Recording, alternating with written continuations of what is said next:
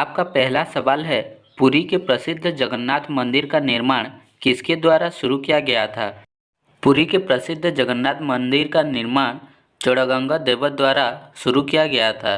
इससे रिलेटेड कुछ टिप्पणियाँ। निर्माण पूर्वी गंगा साम्राज्य के अनंत वर्मन चोड़गंगा देवत द्वारा शुरू किया गया था। 1174 ईस्वी में इसे अनंग भीम तृतीय ने पूरा किया था।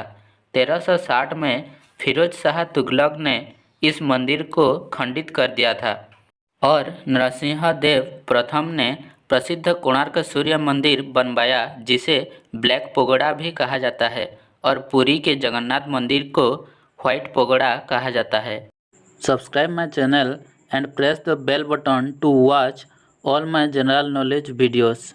आपका अगला सवाल है, भारत के किस पर्व में कौशल का उल्लेख मिलता है? महाभारत के वन पर्व में कौशल का उल्लेख मिलता है। इससे रिलेटेड कुछ टिप्पणियाँ। वन पर्व को अरण्य पर्व के नाम से भी जाना जाता है। यह महाभारत का तीसरा पर्व है। यह कौशल का संदर्भ देता है। अगला सवाल है, उड़ीसा में उत्कल ब्रह्म समाज की स्थापना किसने की थी? उड़ीसा में उत्कल ब्रह्म समाज की स्थापना हरनाथ भट्टाचार्य ने की थी। इससे रिलेटेड कुछ टिप्पणियाँ। केशव चंद्र के अनुयायी हरनाथ भट्टाचार्य सेन ने 1869 में उत्कल ब्रह्म समाज की स्थापना की थी। केशव चंद्र सेन 1857 में ब्रह्म समाज में शामिल हुए थे। अगला सवाल है, ओडिशा किसके गवर्नर जनरल के अधीन ब्रिटिश साम्राज्य का हिस्सा बना? गवर्नर जनरल लॉर्ड वेलेस्ले के अधीन में ओडिशा ब्रिटिश साम्राज्य का हिस्सा बना। इससे रिलेटेड कुछ टिप्पणियाँ। ओडिशा लॉर्ड वेलेस्ले की शासनकाल के दौरान ब्रिटिश साम्राज्य का हिस्सा बन गया। उन्होंने 1798 में सहायक गठबंधन की शुरुआत की थी। अगला सवाल है, भारत में श्वेत क्रांति का जनक किसे कहा जाता है? भारत में श्वेत क्रांति का जनक वर्गीस कुरियन को कहा जाता है। इससे रिलेटेड कुछ टिप्पणियाँ। श्वेत क्रांति दुग्ध उत्पादन से जुड़ी है। भारत में श्वेत क्रांति के जनक वर्गीस कुरियन है। अगला सवाल है, गंभीर चक्रवात फानी ने किस महीने के दौरान ओडिशा में लैंडफॉल बनाया था? गंभीर चक्रवात फानी ने मई महीने के दौरान ओडिशा में लैंडफॉल बनाया था। फानी से रिलेटेड कुछ टिप्पणियाँ। फानी ने 3 मई 2019 को ओडिशा में लैंडफॉल बनाया था। फानी नाम बांग्लादेश द्वारा दिया गया था। अगला सवाल है, रामसार सम्मेलन के तहत ओडिशा की किस झील को अंतर्राष्ट्रीय महत्व की पहली भारतीय आर्द्रभूमि घोषित किया गया था? ओडिशा की चिल्का झील को अंतर्राष्ट्रीय महत्व की पहली भारतीय आर्द्रभूमि घोषित किया गया था। इससे रिलेटेड कुछ टिप्पणियाँ। चिल्का को 1981 में रामसार सम्मेलन के तहत अंतर्राष्ट्रीय महत्व की पहली भारतीय आर्द्रभूमि घोषित किया गया था। इसे यूनेस्को की विश्व धरोहर स्थल घोषित किया गया है। अगला सवाल है, महानदी की सबसे लंबी सहायक नदी कौन सी है? शिवनाथ नदी महानदी की सबसे लंबी सहायक नदी है। अगला सवाल है, उड़ीसा की सबसे महत्वपूर्ण नकदी फसल कौन सी है? ओडिशा की सबसे महत्वपूर्ण नकदी फसल है जूट। इससे रिलेटेड कुछ टिप्पणियाँ। ओडिशा की सबसे महत्वपूर्ण नकदी फसल है जूट और उसके बाद गन्ना है। अगला सवाल है, ओडिशा का राज्य आलू मिशन किस वर्ष लागू किया गया था? ओडिशा का राज्य आलू मिशन 2015-16 में लागू किया गया था। इससे रिलेटेड कुछ टिप्पणियाँ। ओडिशा का राज्य आलू मिशन 2015-16 में ओडिशा को आलू के उत्पादन और उपलब्धता के आत्मनिर्भर बनाने के उद्देश्य से लागू किया गया था। अगला सवाल है, ओडिशा में सिंचाई के सबसे महत्वपूर्ण स्रोत क्या है? ओडिशा में सिंचाई का सबसे महत्वपूर्ण स्रोत है कुएं और नलकूप। इससे रिलेटेड कुछ टिप्पणियाँ। कुएं और नलकूप ओडिशा की सिंचाई के प्रमुख स्रोत है।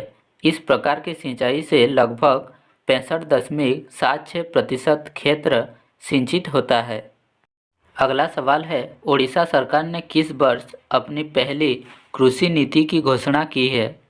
ओडिशा सरकार ने 1996 में अपनी पहली कृषि नीति की घोषणा की थी। इससे रिलेटेड कुछ टिप्पणियाँ। वर्ष 1996 में ओडिशा ने अपनी पहली कृषि नीति की घोषणा की।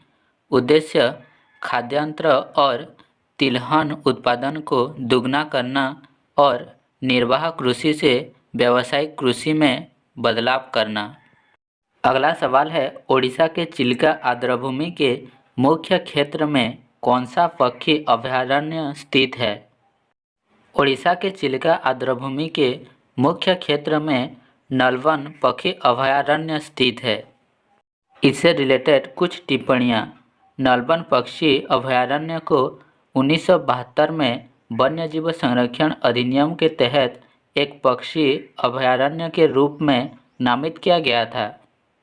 अगला सवाल है, अपर कोलाब जलविद्युत परियोजना निम्नलिखित में से किस प्राधिकरण द्वारा संचालित है? अपर कोलाब जलविद्युत परियोजना Odisha hydro power corporation limited द्वारा संचालित है। इससे रिलेटेड कुछ टिप्पणियाँ। अपर कोलाब जलविद्युत परियोजना Odisha hydro power corporation limited OHPC द्वारा संचालित है। OHPC को 1995 में निगमित किया गया था। अगला सवाल है, बिजू पटनायक ऊर्जा पार्क निम्नलिखित में से किस स्थान पर स्थापित किया गया है? भुवनेश्वर शहर में बिजू पटनायक ऊर्जा पार्क स्थापित किया गया है। इससे रिलेटेड कुछ टिप्पणियाँ।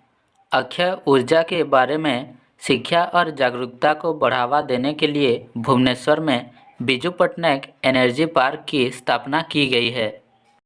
अगला सवाल है, बच्चों की लोकप्रिय पत्रिका नंदनकानन किस वर्ष प्रकाशित हुई थी? बच्चों की लोकप्रिय पत्रिका नंदनकानन 1988 को प्रकाशित हुई थी।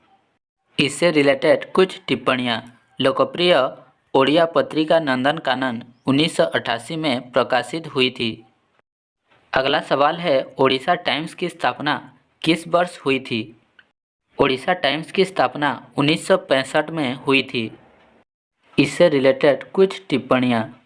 ओडिशा टाइम्स की स्थापना 1965 में हुई थी। यह एक साप्ताहिक समाचार पत्र था।